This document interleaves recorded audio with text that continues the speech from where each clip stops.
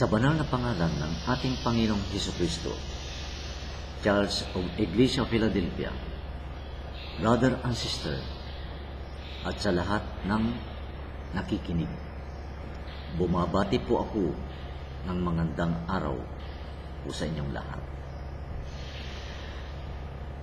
Dito sa samahan ng Iglesia Philadelphia, mayroong 7 doktrina na tinatalakay natin. Ang una po ay ang Holy Bible.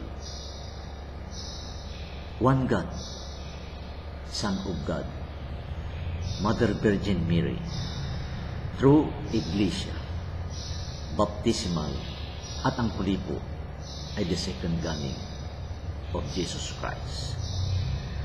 Ngayon po, sa umagang to, ang ilalahad ko po sa inyo na tema o ipapahayag ko po sa inyo ay ang banal na Santa Biblia. Banal na aklat po. Ano po ang banal na aklat? Yan po ang tanong. Ang banal na aklat po ay aklat ng Diyos na kinalalamnan ng matandang at bagong tipan ng mga gumawa po nito na ilahad ng mga propeta na mababasa natin po sa aklat ni Propeta Isaias na ganito ang sinabi sa Isaias 34:16. Inyong saliksikin sa aklat ng Panginoon at inyong basahin. Anong sabi po? Saliksikin natin ang aklat at basahin. Ngayon po, na ipinasulat ng Diyos ang aklat na salita niya sa aklat na ito. Mayroon sinasabi rin si Propeta Jeremias sa kanyang libro po. Jeremias 30, chapter 1 and 2. Iyong isulat sa isang aklat ang lahat ng mga salita ng aking sinilita sa inyo. Yun ang sinabi ng ating Panginoon kay Propeta Jeremias. Balik po tayo sa Propeta Isaias na mayroon din siyang inilalahan o sinasabi. Isaias 30, chapter 8. Isulat mo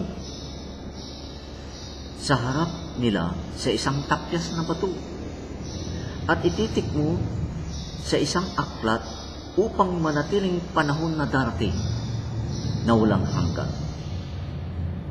Yun ang sinabi ni Propeta Isaias. At ang banal na ito, ang banal na aklat na ito, o aklat ng Diyos, ay may kautusan. Ito rin ay mababasa natin sa libro ni Josue, Propeta Josue, sa 1:8, chapter 1, verse 8, na sinasabing ganito po, ang aklat na ito ng kautusan ay huwag mahihiwalay sa inyong bibig. Yun ang sinabi ni Propeta Josue, na dapat sa atin manatili na basahin natin ang aklat na ito na hindi mawawalay sa ating paningin at sa bibig natin. At ang habilin ng Diyos at kautusan, mababasa rin natin po kay Propeta Moises sa kanyang libro na Deuteronomio 30, verse 10, na ganito pang sinabi, tuparin mo ang kanyang mga utos at ang kanyang mga palatuntunan na nasusulat sa aklat na ito ng kautusan. Napakaganda po ang palatuntunan ng Diyos na pinatutupad sa isang taong naghahanap ng buhay na walang hanggan. Ngayon po, mayroon naman tanong na ganito po ang tanong. Sino ang nagsulat ng banal na aklat? Napakaganda pong tanong. Ang mga sumulat ng banal na aklat po ay ang mga propetas at apostoles. Yan po ang sinasabi ng Santa Biblia. Ang tanong po naman ganito, paano naisulat ang salita ng Diyos sa banal na aklat? Napakagandang tanong po ito ng mga naghahangad din na maintindihan o manawa ng salita ng Diyos. Nasulat ang salita ng Diyos sa banal na aklat dahil sa nag-udyukan ng Espiritu Santo. Ito'y paliwanag ni Apostol Pedro sa kanyang libro na 2 ng Pedro 1:21 na ganito po ang mababasa natin.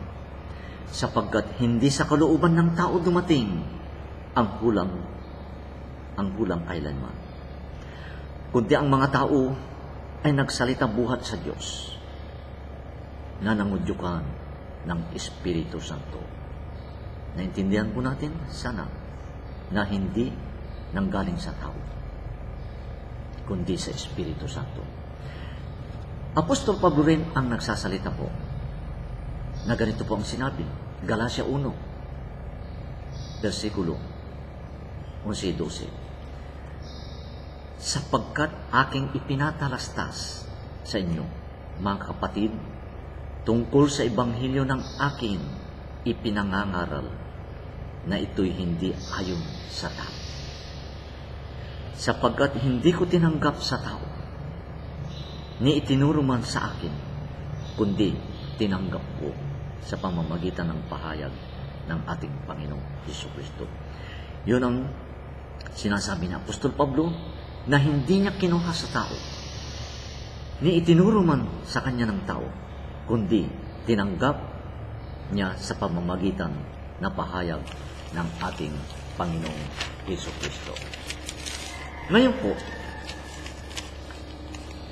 ano ang plano